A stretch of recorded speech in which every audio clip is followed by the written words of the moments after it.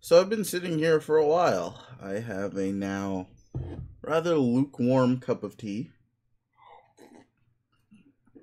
Okay, no, that's a lie. It's still pretty warm, but it is half full. So that should give you an idea of how long I've been sitting here. However, the time has come. We are live, and we shall continue on with Act 5 something something something. And hopefully we can finish it because I think I have like 100 pages left or something. Anyway, Dave and Gamsey just doing things.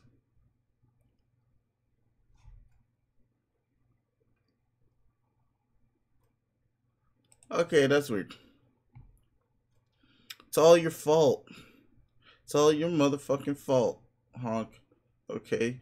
You all cracked off the top of the bottle to those fucking clown imposters that all were spraying out that flagrant motherfucking heresy at me. The flagrant motherfucking heresies, motherfucker, is what came out from their mouths. It made me get my sadness on to see it, and my rage on fucking harder. I'm sorry.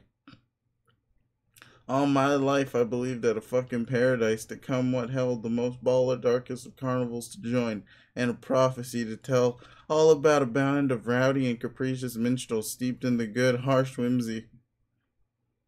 The mirthful messiahs were foretold to be crashing the fucking pie stand and bring the holy ruckus like a giddy fucking ninja one-wheeling headlong at the hugest fucking horn heap Shangri-La has got to see.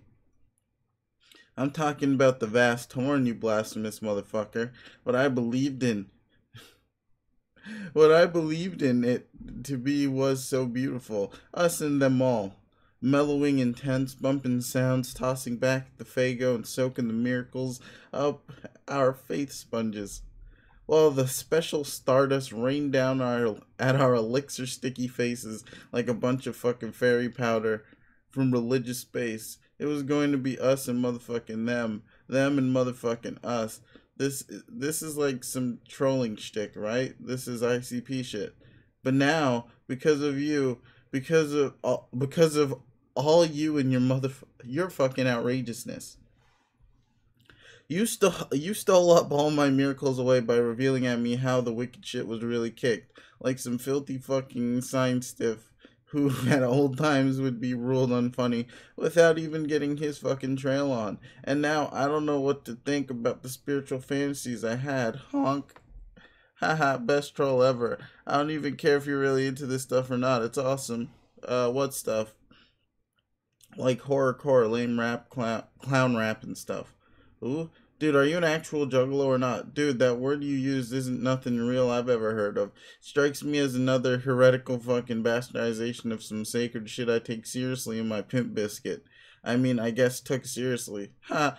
Do you really not know what I'm talking about? I have the idea that you put in my pan to sit there, that the Paradise Planet is a fucking joke and the miracles are fake, pure fiction, false fakety fraud con jobs from a bunch of unfunny ninja Harlequin bullshit artists. Ha! I can't even tell if you're trying to troll me with this, or if you actually are having some weird emotional problem. Can it be motherfucking both things? Okay, I'm telling you, you need to watch this video. The song isn't even supposed to be released for another year or something, but I got it from an inside source. This is as hot as it gets. Hang on, let me dig it up. Delirious Biz Nasty. Oh god, fuck me.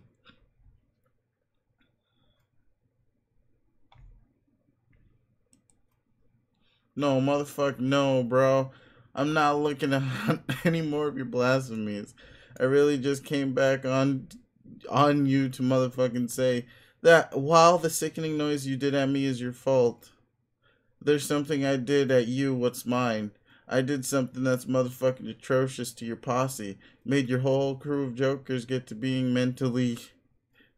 kinda mentally motherfucking unstable, and fucking fact that atrocious business I got to doing. I did that shit to your whole universe as a matter of fucking fact. You see, you motherfucking see, I finally got all caught up in what's true behind the sweet murder mirth of the bitchin' blood circus. I reached deep down and got at where all the real harsh whimsies were hiding inside me. In the angriest ways, I found out my dark ancestral chuckle voodoos within, and then, oh, I focused on them through the rage you made me have, and I went and made your universe terminal.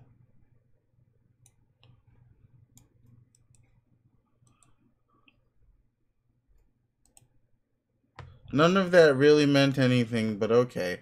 Also, you have me confused for somebody else. We never talked.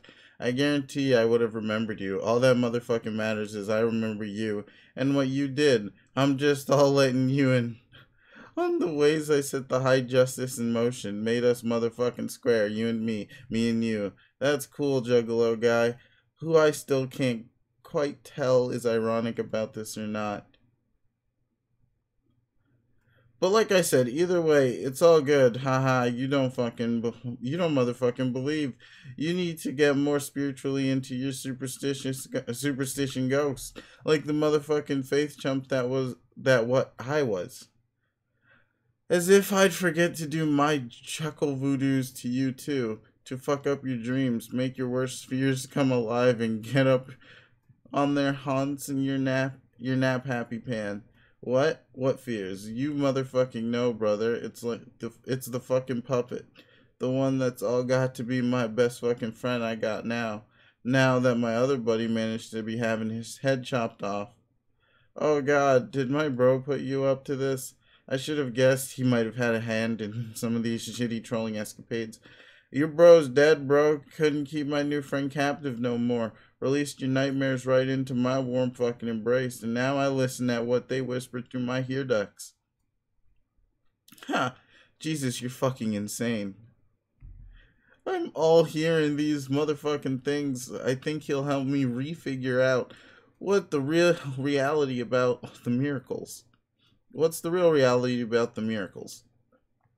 He'll help me to motherfucking discover the truth of who the messiahs are. The real messiahs, not the face messiahs. Ah, that's a good one. Ha ha ha honk. So, my bro's idiotic ventriloquist dummy is responsible for this schizophrenic bullshit, is what you're saying.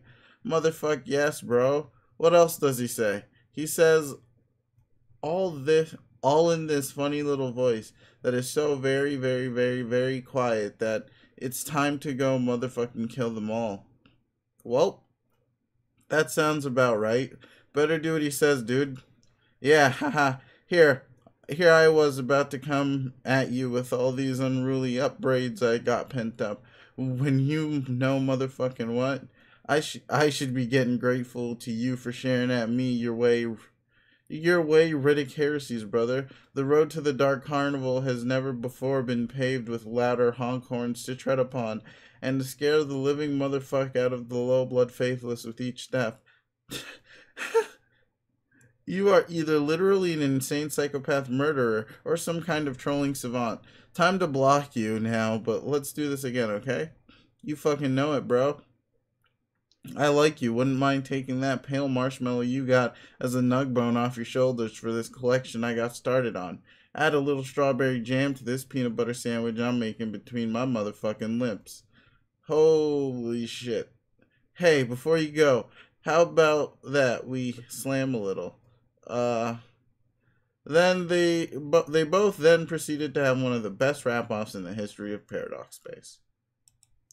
Great for them. Also, Yamsey is too powerful. Also, he gave the universe cancer.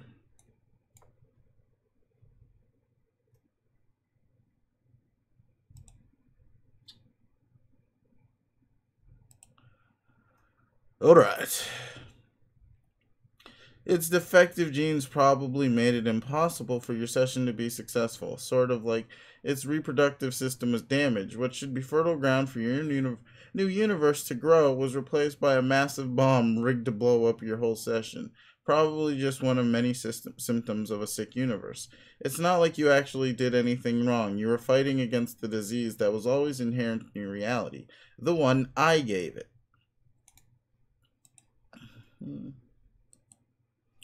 But I don't think it's like a normal disease. It's not like a cellular mutation that's out of control.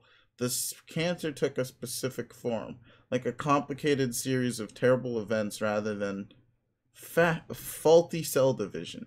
It was an eventuality in your universe that was inevitable, that we all unwittingly helped make happen, all concentrated through the actions of one hostile agent in the system, with an instinct to destroy everything it hated, and then given the power to do so. And unlike a normal disease, it wouldn't gradually kill its host from within.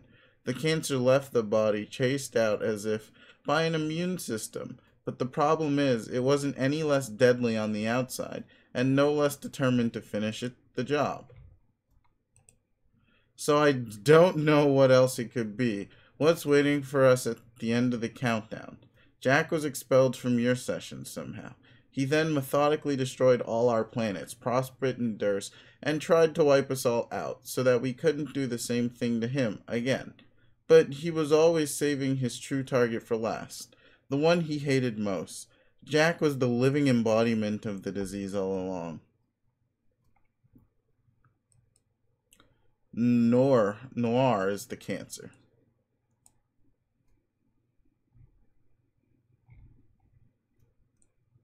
It's him. Anyway, that's the end of how everything's my fault completely. And I'm garbage. Hope you enjoyed it, Jade. Not that you seem to recall this memo even exists. If you see Kanye in Death Bubble Hell, please tell her I'm sorry I let you down. Or I'm sorry I let her down. And if you see Solix wandering around too, let him know how ashamed I am I ditched him like a coward because I heard a horn go honk. And Terezi, if you see her, could you give her a message for me? Tell her that, actually, never mind. I'll probably be able to tell them all in person soon. Seeing as an idiot in makeup is about to roll over my naked squeal pipette with a one-wheel device. Solix is okay. He's with me right now. Holy shit, you're alive? Hold on. I really need to change these clothes.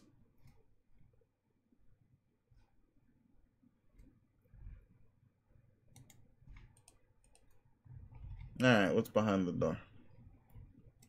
What did I say? Bang, bang, bang.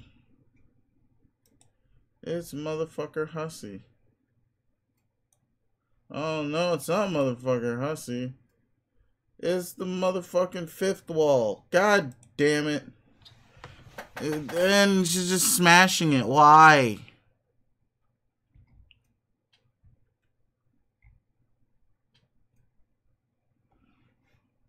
Also, I feel like I should recognize this person, but I don't. Or it's a radio, that's who. Man, so much character and personality. Click the panels. Right, like I'm going to teach him about computers.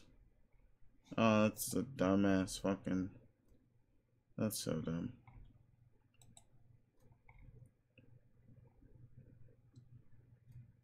Or I will have to suspend your future privileges again. Oh, furniture privileges again. Bonk. Wrecked. I see. It's another one of your moods. We will have to work on ironing out this behavior before you meet your true master. He is a far less gracious host than I. Wait, what are you doing? Oh, shit. No, stop that. You render yourself in a more symbolic manner this instant. Thank you. And how does this go? I think it, I mean, it worked, but did it though? Oh yeah, also. Oh, this is what we're doing now. Maybe I have not been strict enough with your breathing privileges either. Oh, fucking wrecked. This vessel will reach your planet eventually. You can either go home the fast way or the slow way. Your express ticket can only be validated with a display of good manners, miss. Fucking destroyed. And she goes for it again. Youth roll. Actual suicide threat. Oh. Wait, hold on. Oh, that's a plug. Yep. The attempt, and then... Nope. And there go the electricity privileges. This is, rather odd. I think now would be a good time for another round of re-education regarding her purpose. A little refresher on the prestigious employment opportunity for which she is being groomed. And since you are still my guest, it would please me to tell you this inspiring tale as well. Oh wait, we're still doing the top bullshit? God damn it.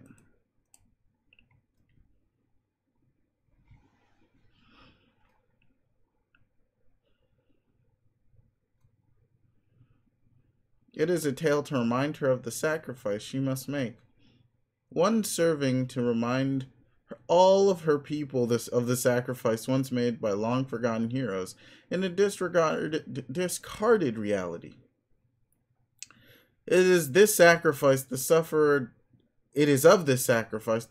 died to speak the truth, and it is his tale I will tell you now.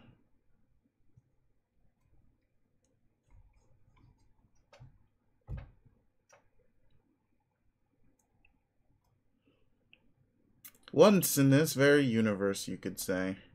Oof. Wait, was this registration? Okay, I don't even want to. Oh, fuck. Okay.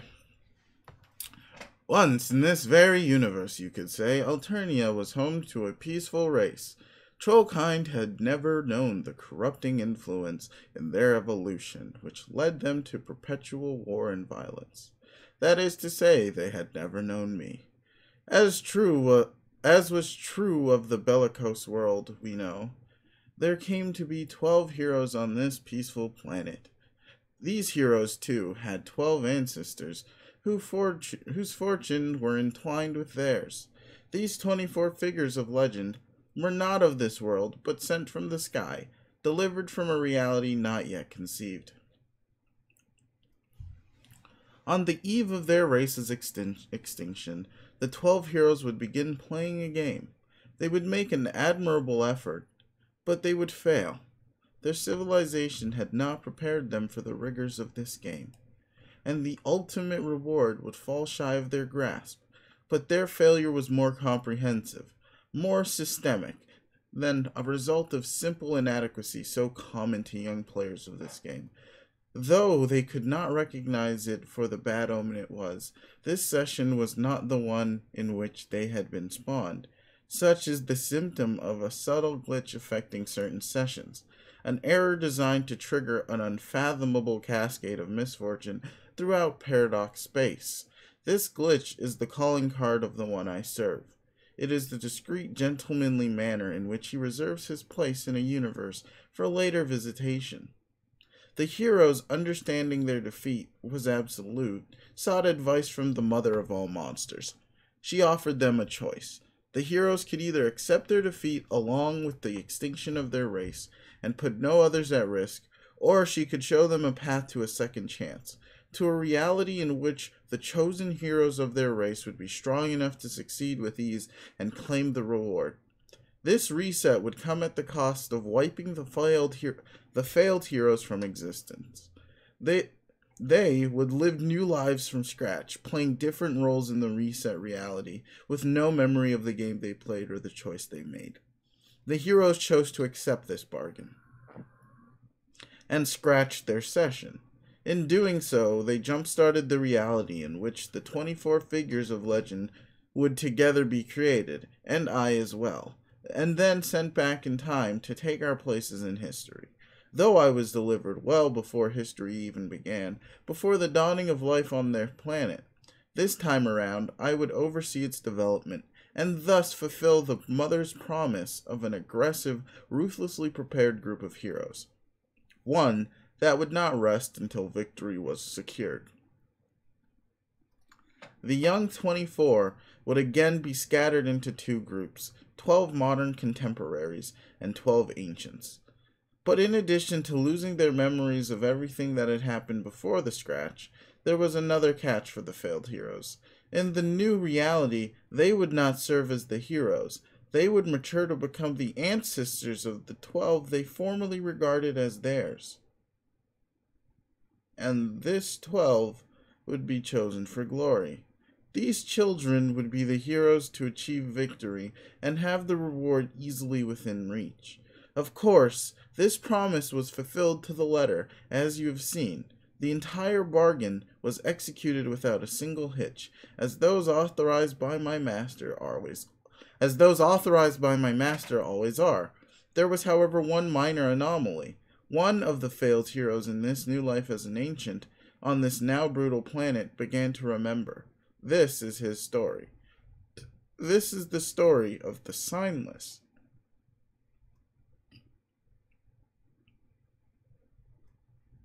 We got a Hussy cameo. And Karkat symbol. Few ever knew the sufferer's given name. Presuming quite reasonably, he had none. And he came to be called Signless. Unlike his peers distributed elsewhere in history, he was not given a sign at a young age. Alas, there were no signs reserved for one of his mutant blood. His genetic deviation from the social order made him a pariah, forcing him to wander the world alone for many sweeps, concealing the color of his blood to avoid certain execution. But it may also have been due to his mutation that he began to have the visions, spontaneous, lucid imagery of his world in peace before its fall. He would never see the complete picture, or fully understand his previous incarnation's role in prompting this fall, or know of my hand in it. But the visions showed him all he needed to see. They held the promise of his people's true potential, beneath the ages of conditioned cruelty. They held the spark of revolution. In time, the visions gave purpose to his travels. He would preach heretical ideas no one else had dared to entertain, let alone risk discussing. He espoused the virtues of forgiveness, compassion, and equality among all bloodlines. He distributed his message intelligently, careful to preach only to those receptive, never attracting unwelcome attention. But his growing movement could go unnoticed by the authorities for only so long. The High Bloods were livid over the unprecedented heresy, and soon a massive sectarian war followed, spreading across the planet and throughout the galaxy. The conflict was lopsided, of course, with the High Bloods given full support from the Condesses,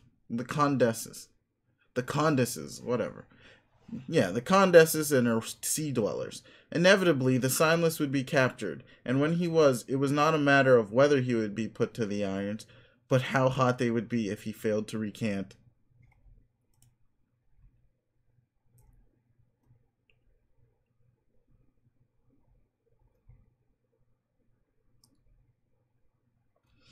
During his penance, it was said the sufferer's compassion for his people underwent. Oh my fucking god! Oh no! Is this a Jesus reference? Is this what we're doing now? During his penance, it is said the sufferer's compassion for his people underwent a divine transformation into limitless burning rage. It burned hotter than the iron shackling him to the imperial flogging jet, and redder than the blood soaking his righteous leggings. When he was finally killed, his anger rung through the cosmos with his last breath. This vast expletive was his final sermon, and somewhere encoded in its wavelengths was the truth in his teachings, waiting to reveal itself to anyone who would inherit his burden.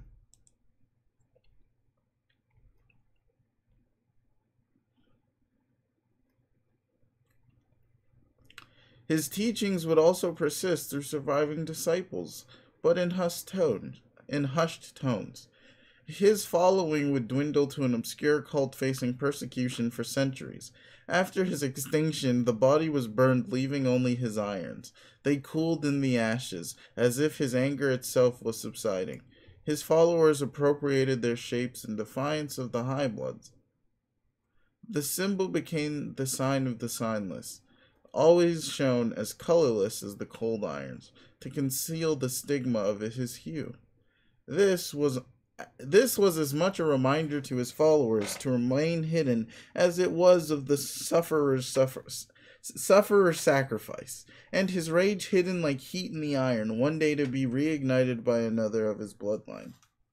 The sufferer preached that after he passed, another signless would come, heralding the end times for their planet. The second signless would continue his work and lead his people to glory beyond this realm. The followers kept his teachings alive for ages, even as the uproar surrounding the movement subsided. By modern times, the sufferer's scripture was little more than ancient superstition, all but forgotten. Hardly the anathema of old, or the anathema, anathema. Anathema and whatever. Fuck it. We'll Google it. We'll do it. Just fuck it. Anathema. Anathema. There we go. The anathema of old. But the followers had already made their preparations in the shadows, and when the second signless finally came, he would have a Lucis to raise him and assign to his name. The sufferer required a less conventional upbringing to reach maturity. As a young grub, he landed in the brooding caverns where he would be expected to face his trials, but due to his mutation, surely no Lucius would select him. No creature sympathetic to his scent had been bred yet. His odds for survival would have been remote, if not for a chance encounter. The Dolorosa, belonging to the rare class assigned strictly to serving the mother grub in the caverns, forbidden from visiting the surface, while on an errand, she found the young sufferer in his crater, and immediately recognized the child as special, as well as in great danger. For an adult troll to raise a child was unthinkable, but she saw no other hope for him. The Dolorosa abandoned her duties in the caverns and fled to the surface to raise him. In time, she would become the first follower of his teachings, and the first of his inner circle, but not his closest.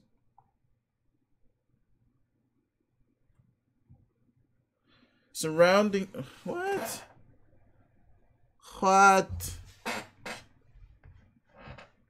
Surrounding him on his rise to infamy, and throughout the rebellion... Ow, fuck, I just punched myself in the face. That really hurt. Anyway. Ow. Oh, my eyes all blurry a little. Fuck. I feel like such a dumbass. Alright. Surrounding him on his rise to infamy and throughout the rebellion were the most trusted elites among his devoted. Oh, God. The Weonic was a mage of unequaled telekinetic ability, who upon hearing the words of the sufferer was inspired to free himself from the sort of slavery typical of his mentally gifted class.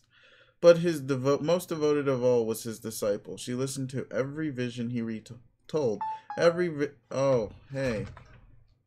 I got an email. Every lesson he preached, and faithfully recorded his scripture. Her ear was open to him always, and in time his heart opened to her. To spread his message throughout the world, they took to the seas in the vessel of legend known as the First Ship. It was said their love went beyond the four quadrants, transcending the grid entirely, whatever that nonsense actually means.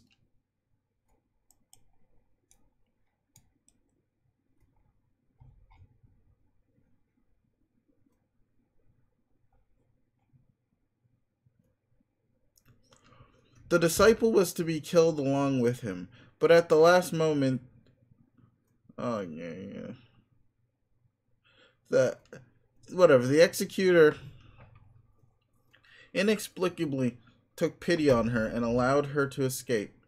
She absconded with the leggings, which remained the only physical evidence of his holy suffering. She hid in caves for many sweeps, transcribing all of his scripture from memory on the walls in the blood of slain creatures, and lived the rest of her days in monastic savagery. Monastic savagery. Her dedication would be critical to the persistence of his message. But the Dolorosa was less fortunate and was sold into slavery. She spent the rest of her life as property of vicious sea dwellers. As for the Weonic, he was enlisted in a far worse, if more prestigious service.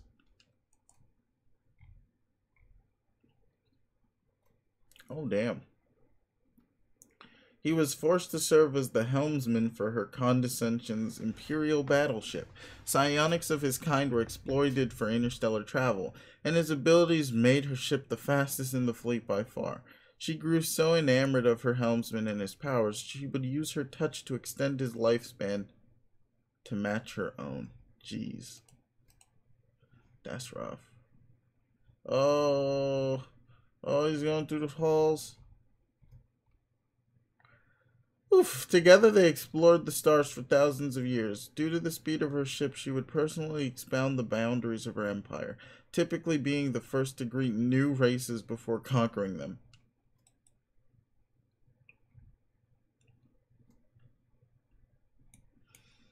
After making first contact, occasions which she generally kept cordial, she would move on to new territory while a division of her fleet set a course for the unfortunate civilization and proceeded to tear it apart.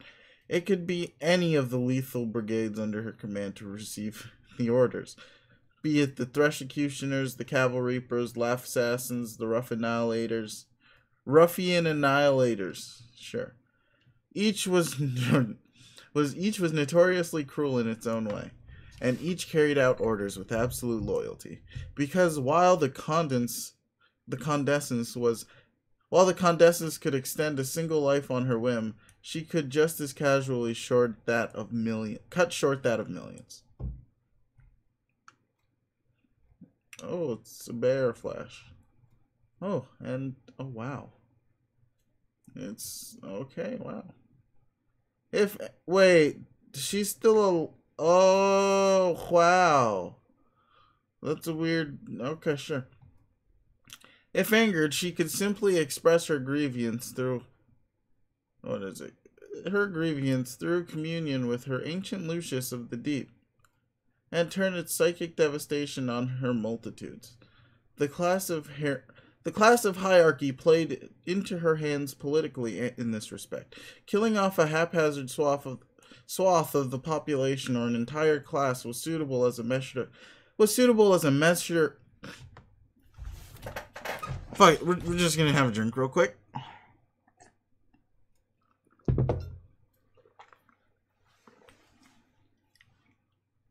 Killing off a haphazard swath of the population or an entire class was suitable as a measure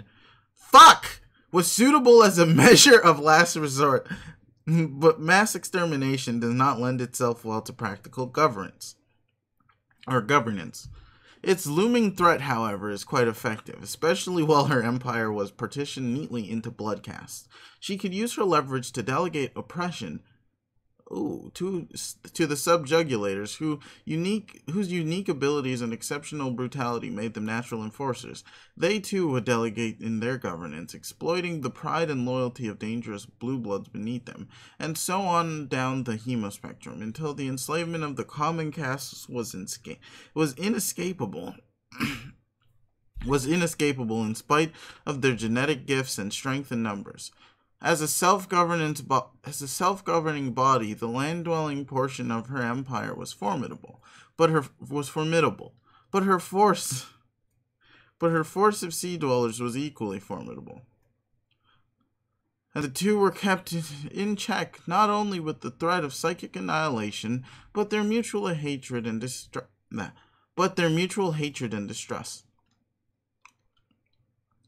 The only threat to her power was unification through uprising, a possibility made remote when she fully decentralized the race from the homeworld. She scattered all but the children throughout the galaxy after the most recent rebellion led by the Summoner. Upon doing so, she became so comfortable with her grip on power, she risked venturing deeper into space than ever before to grow her empire. But the more space she put between herself and glib and I don't give up, old GL, the more she risked weakening her bond with the monster. The bond she and her successor shared with it exclusively could sway and become strengthened with the younger. Oh. Perhaps she grew complacent with the threat successors posed. After such a long history of killing them with ease, heiresses upon reaching maturity were expected to challenge the Condesses for the throne. It was not merely expected of them by their people, but demanded by their shared Lucis. I like to think of her as the pet I gave to their race, at the dawning of their species' evolution, like a sentience-warming gift. Again, it's just the sort of thing a good host does. Where the fuck is Hussy going? If the lapse in her custodial bond was significant enough, it was not just political power she risked. At such a distance, she sacrificed concentration needed to curb its most dreadful psychic shriek of all, the galaxy-wide extinction event called the Vast Glub. Of course, this eventually proved a fitting reward for such reckless expansion of her territory. She chose the worst time possible to explore further from the homeworld than she'd ever been. She was scouring the edge of the galaxy for systems to plunder when she received word of her planet's devastation by meteors. The young were being slaughtered. The mother grub was dead. The end times were upon her people. She ordered all fleets to return to Alternia. But such was her fleet's expansion and interplanetary occupation, few could make it in time to provide any meaningful defense. She instructed her helmsman to pilot the ship faster than he had ever had, and he did so through extreme physical duress. He was able to leap across thousands of light years in a matter of hours. The exertion would likely have killed him if the glove didn't get to him first. Her touch could extend life, but never restore it, to her lament. In that instant, her empire was gone. Glibblog's swan song wiped out her entire race, save the Condescents and her lone heiress, leaving the empire nothing more than a galactic necropolis of floating tombs.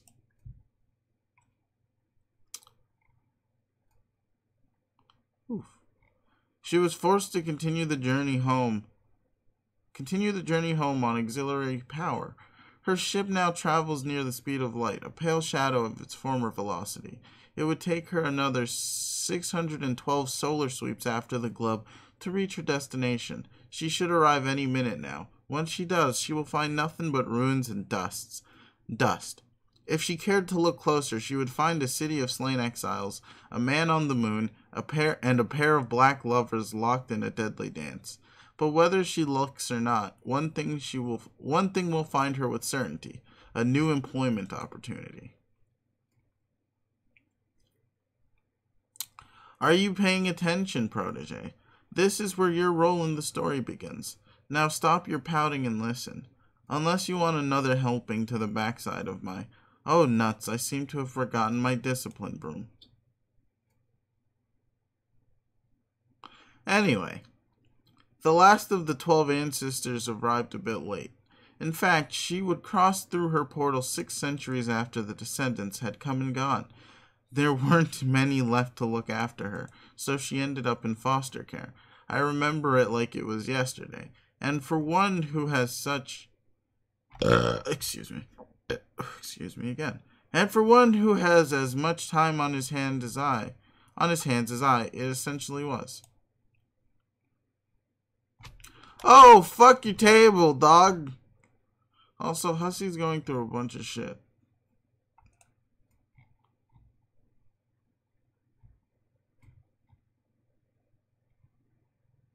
I would raise the girl to be groomed for her calling. My lessons would emphasize obedience, mastery of the clockwork magics, and being locked in a room. As you must have gathered by now, my employer will enter this universe quite soon. I will then relinquish my custody to him, and she will serve as his handmaid for an eternity to be specified. As you must have also gathered, she has already done so, though her most common of blood should have let her expire in just a dozen or two sweeps. Her curse kept her very much alive, and she did not intend to stay that way. Don't eat them. Oh, you're gross. They're also off the floor. His curse is one of conditional mortality, with the desired outcome contingent on her service. When I release her, she will take her place at his side and travel through time to carry out his orders. While I am his weapon of subtlety and precision, the handmaid is strictly an apparatus of terror and suffering. No, don't tell me. We have both paved the road to his arrival, and I in my way and she in hers. She would be present during every watershed moment in her civilization's development. Her reoccurrence in history would earn her the reputation of a demoness, more feared than even her master. A man though dreadful rarely makes himself seen. She stirred up class warfare and intensified bigotry in whatever era she haunted. She made sure the descendants would enter a world which prepared them well for the game. She took measures to see that they would play as they did. But once they entered and their world was in ashes, her work was nearly complete. Now, 6 centuries later, she would be given one last order to follow before her curse was lifted. A simple recruitment job. The handmaiden will enlist fucking. Alright, hold on. I don't even know. Yeah, see, this is just not a real world. The Condesses. The Condess?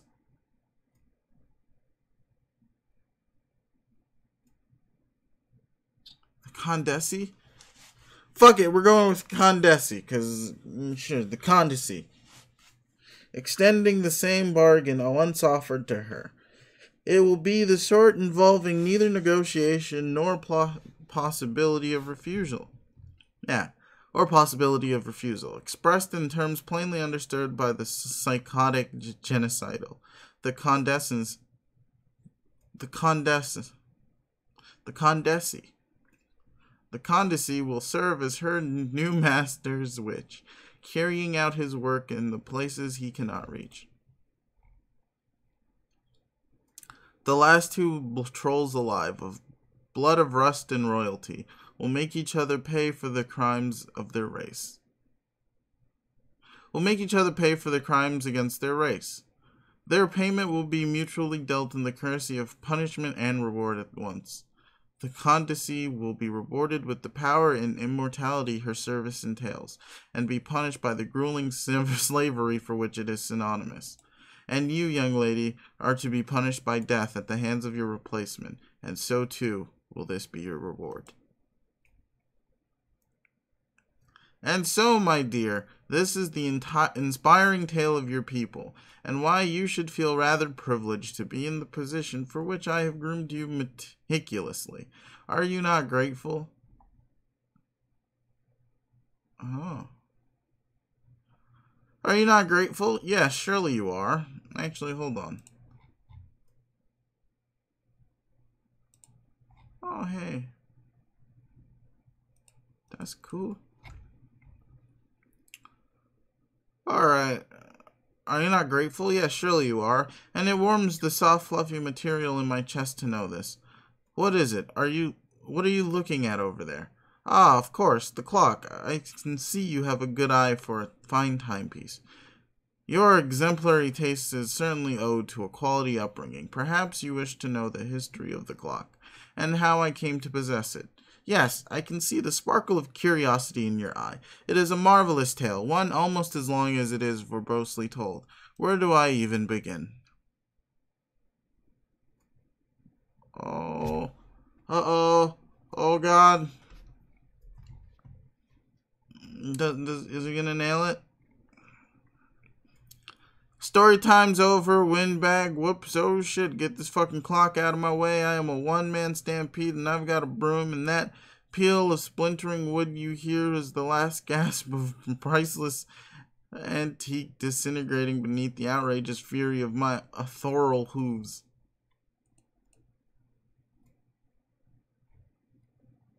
Oh.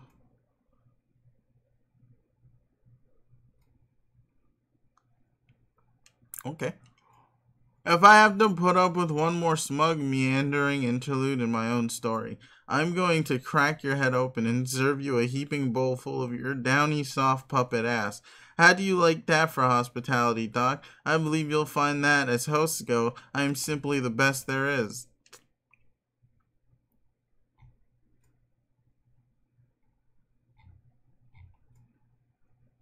See, even that little girl has had enough of your shit. Run Aradia's ancestor? Oh, that's a lot more specific.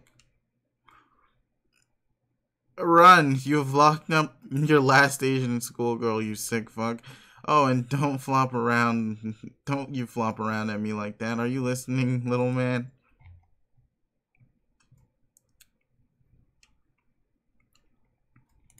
Spike. Suckers. I'm out this bitch. Booyah.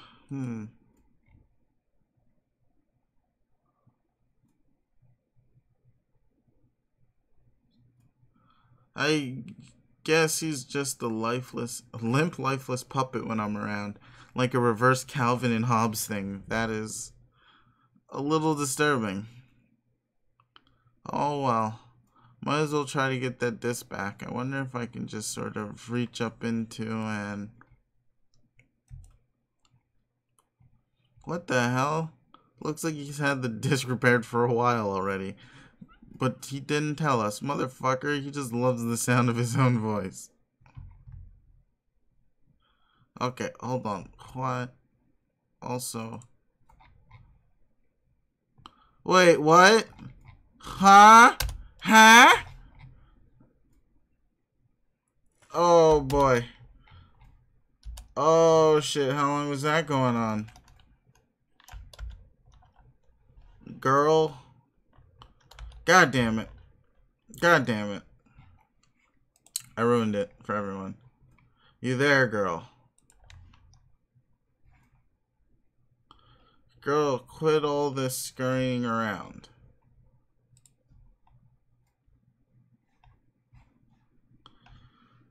Do you believe you can escape me before I arrive? How do you expect to outrun me?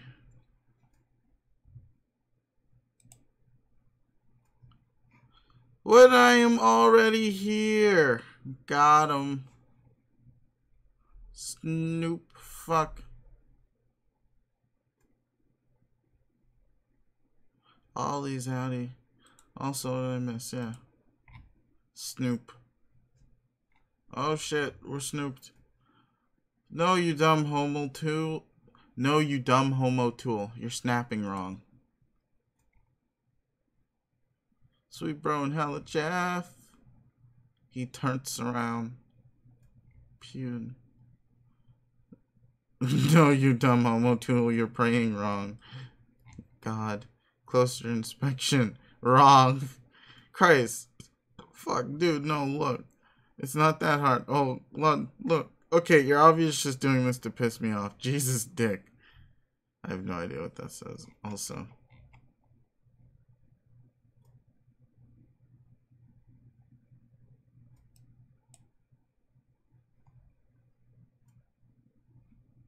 Hold on now. I kind of wanna... We're gonna do this. We're gonna figure this out. Winning bid on Canadian traffic. Winning bid... Oh, hold on. Is that like 8 cents a click? Because, I'm gonna be real. I might just put my YouTube channel there. That's That sounds like a fun thing to do. All right, I'm gonna get back on this. Let's just continue with finishing this. Yeah, we'll think about that. Actually, hold on. I need that link. Hold on. Those are real ads. Hold on. Oh, where was that? Where was that? No, I need it. There we go. See, it's perfect. It's so shitty. Alright, I need this page, and I'm gonna copy that, and then... Alright, we can just put that over there. Do that. Have that sit for a bit. Alright, unsnoop. Unsnoop!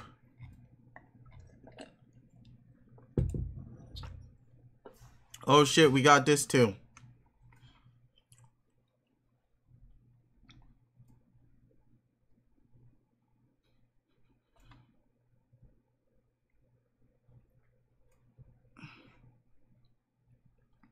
Attempt rare and highly dangerous 5x showdown combo!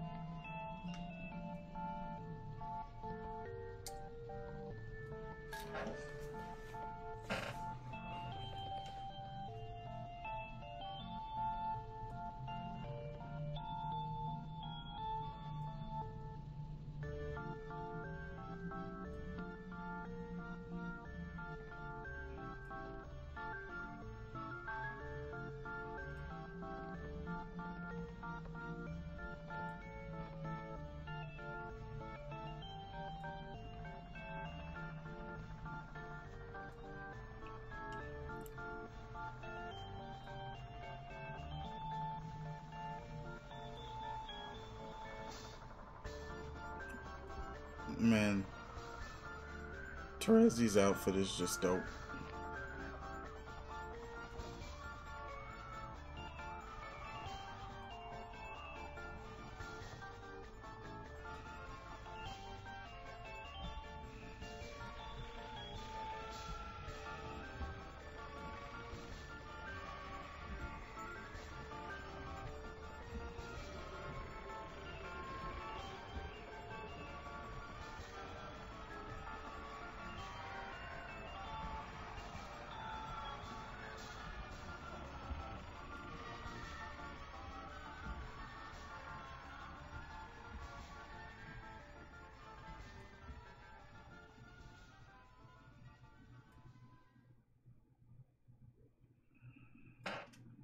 Cause just, you know, fuck me for not wanting to have a seizure, you know?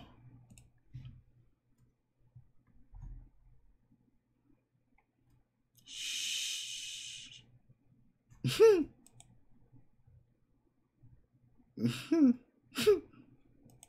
Carkhead's giving. He's just giving up. He has 0 fucks to give anymore. Just shh.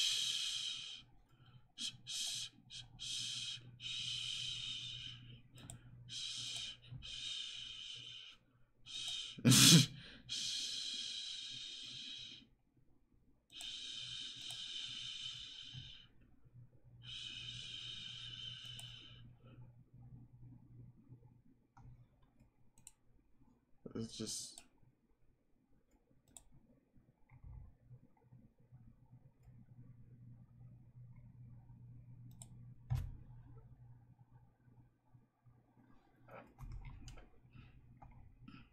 Oh. And the Knight of Blood so embraced the Bard of Rage, and in each other's arms they were a quiver, and with righteous pap and bless, he did quell his brother's fury. For the knight looked upon his bard all acting up and completely losing his shit, and he did resolve to calm with his juggalo ass right the fuck down, and so calm down his juggalo ass was, and would continue to be for all time. And the knight was in totally settling a murderous clown's ludicrous shit down proper, said, "Let there be Moira alliance," and it was so, and between Moirails would flow bounteous mirth. And they did hug bumpeth plentiful, and honks of reconciliation echoed far and true into the darkness upon the face of the deep.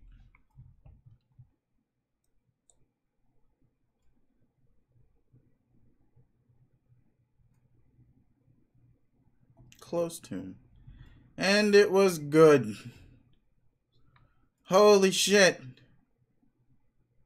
Recap 4. The last recap I wrote was that big one in the white ink, and Jade had just hupped her dream self into a back sprite for prototyping. Then Jade's sprite flipped out and destroyed the column, disappointing the laboratory, and the big ball bounced off of something, and she started crying, and no, fuck this.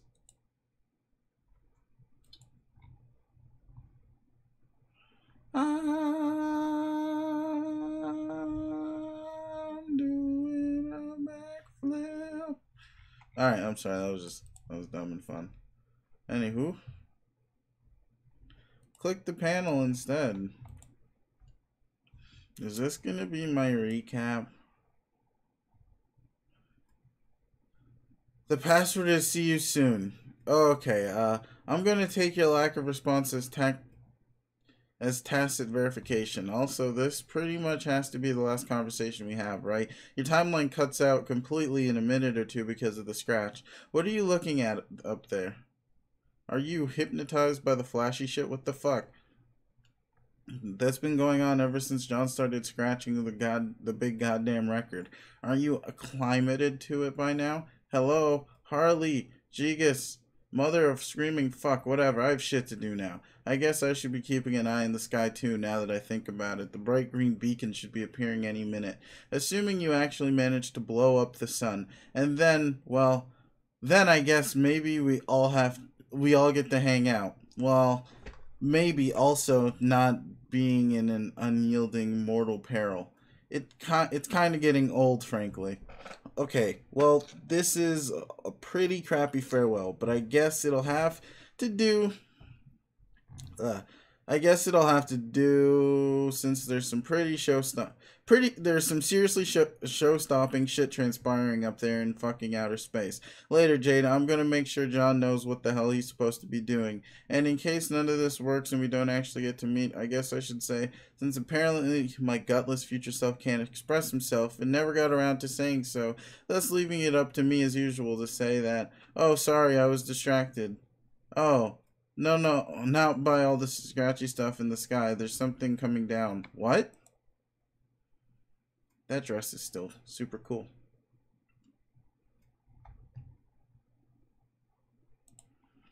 It's hard to make out, but I think it might be what? Also, why did that just go like backwards? Oh, fuck it. Shaving creams. Oh, damn, son. Shaving cream is the answer. What the hell is shaving cream? It's like, hey, car cat? Oh, shit. It's a shaving cream bomb.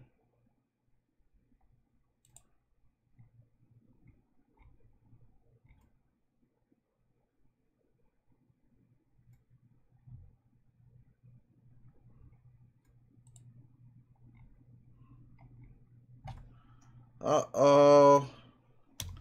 Jack is pissed. Jade is die. Joel is happy. He did the good thing, but also Jack is the pissed. And now, oh, it's cascade time. I'm gonna go pee. I'll be right back momentarily.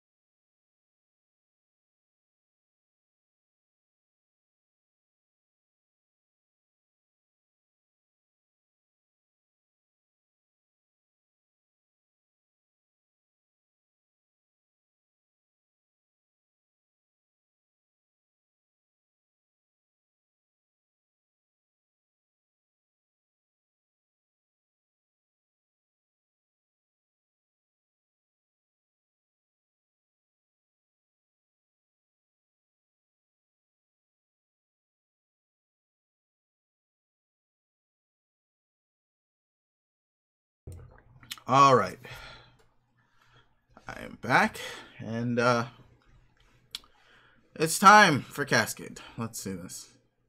We got time. We got the super duper flash. Hosted by Newgrounds. That's woof. That's when you know shit's real.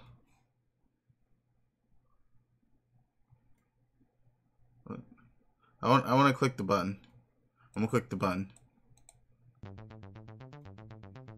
Oh shit! I shouldn't have done that. I shouldn't have done that. Should not have done that.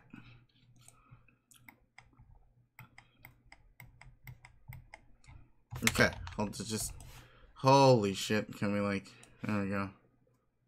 All right, we're gonna play it. There we go.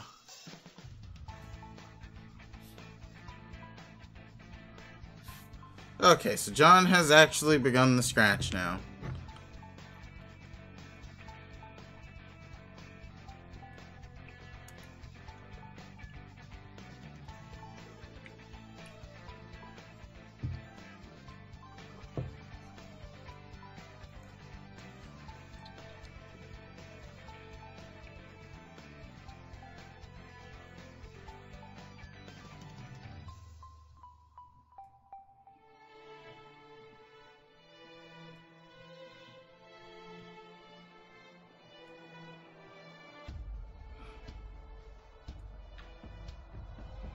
Totally killed him, man.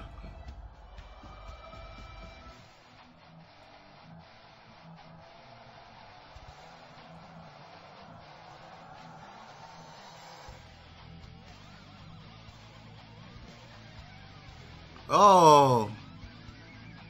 Oh, okay. That's pretty cool, I guess.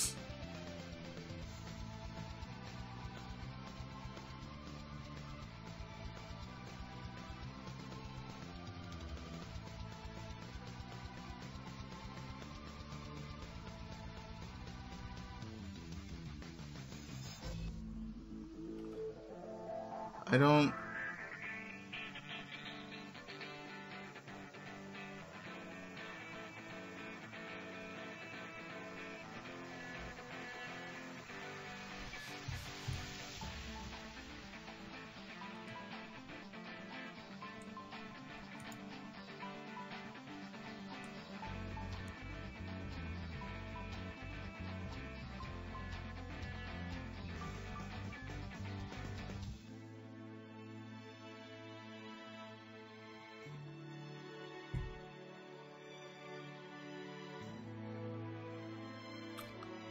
You see?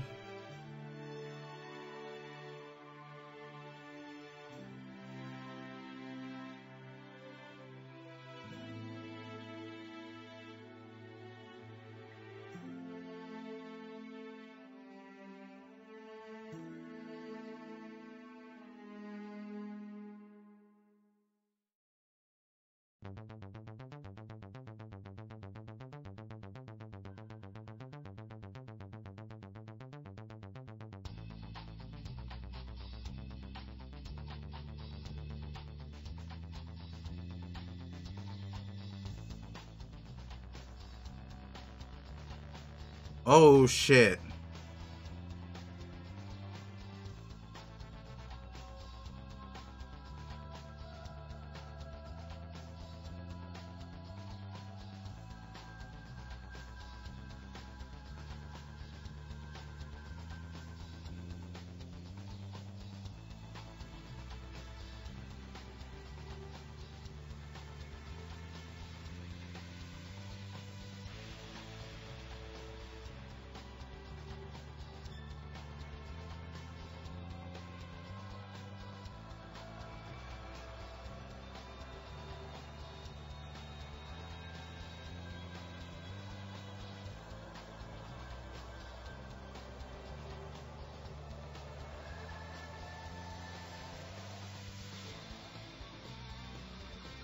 Oh, come on. Nope. Get fucking Jesus Christ. Just put the mare down.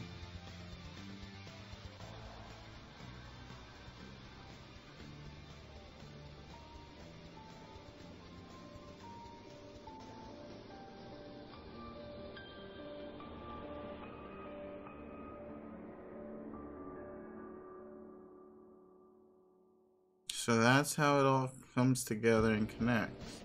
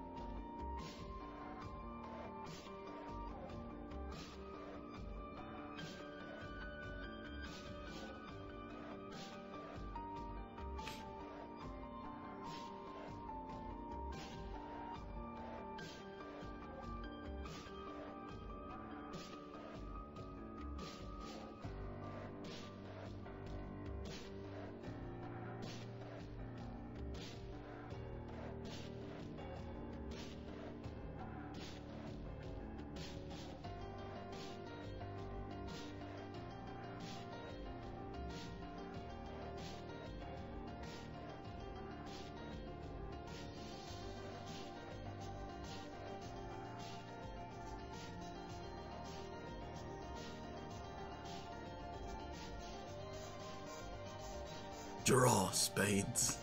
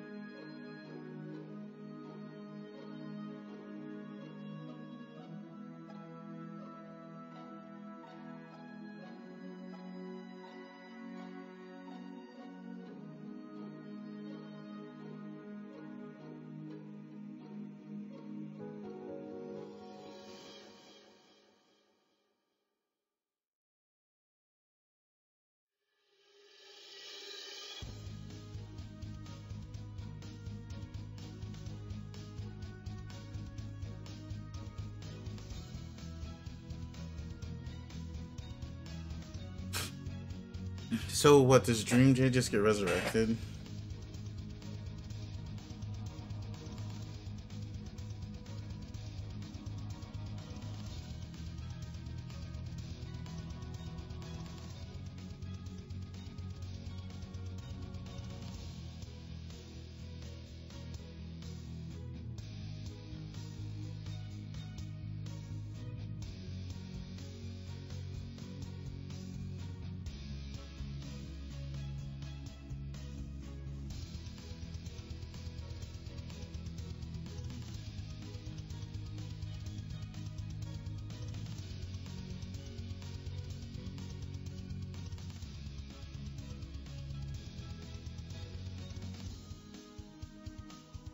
Okay, so what? What? So she's merged with her sprite slash... What?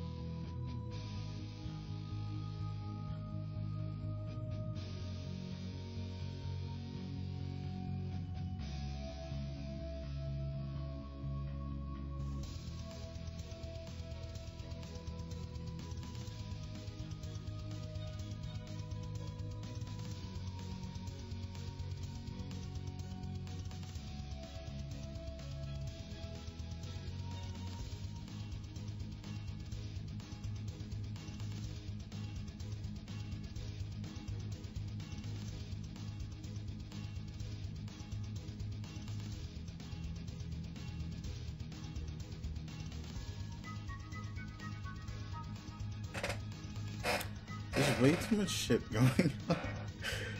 I can't even begin to fully comprehend what the fuck is happening.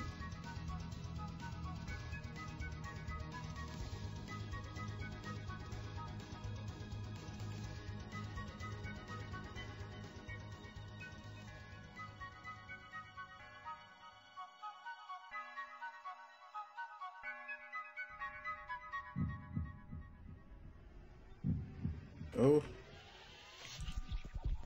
Fuckers. Oh, no more. What am I doing? There we go, I guess.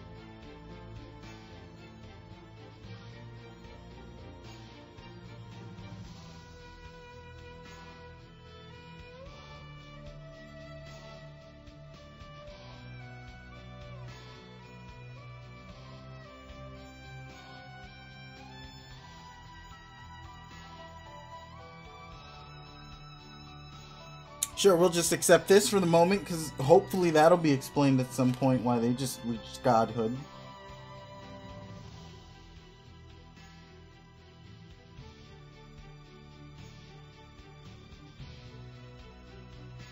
Oh, shit.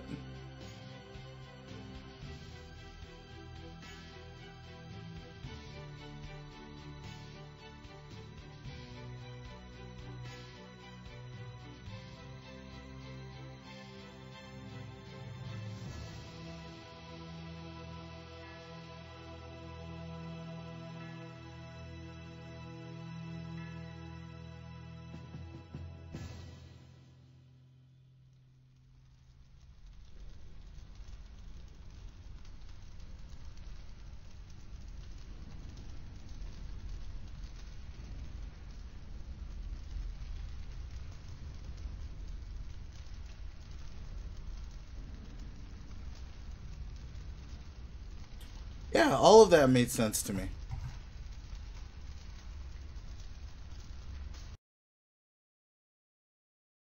This is just the whole thing. Yep, okay. Wow. I don't know how to feel, but okay, what's intermission do?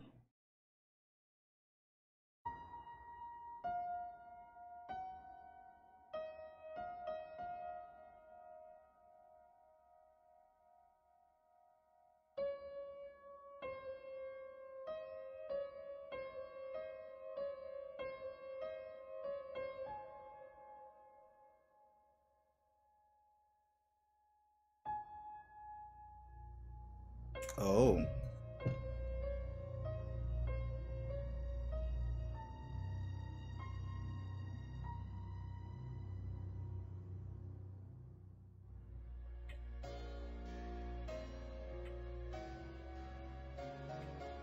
Why, yes, indeed, this music is very ominous.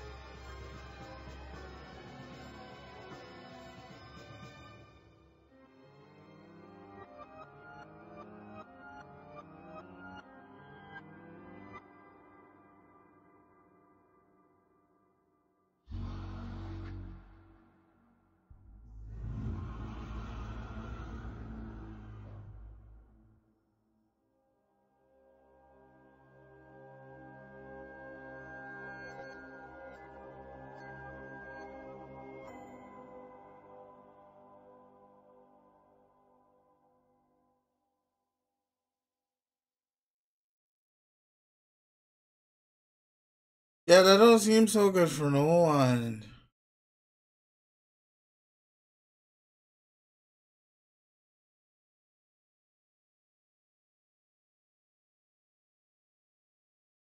I want to click it. I want to click it. I'm gonna click it.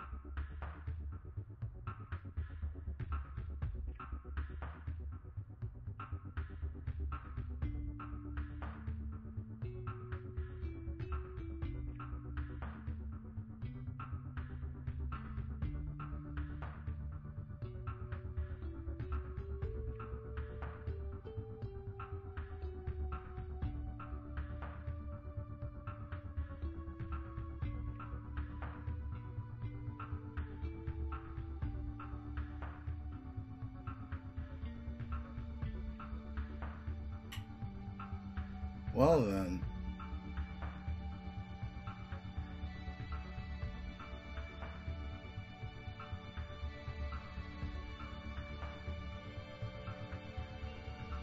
What?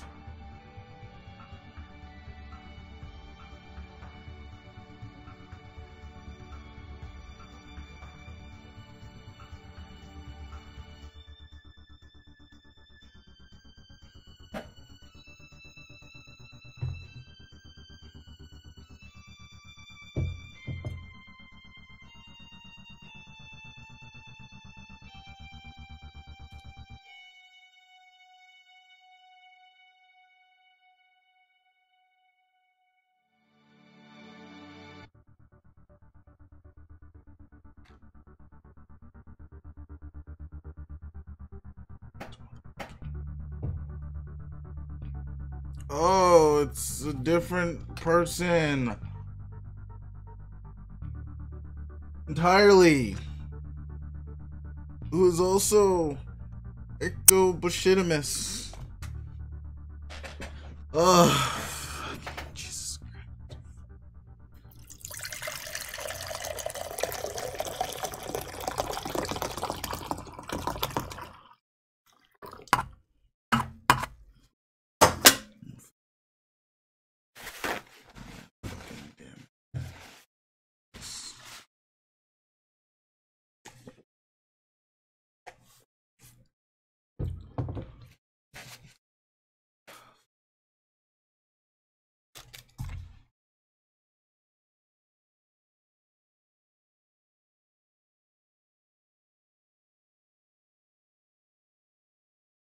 I'm fucking done.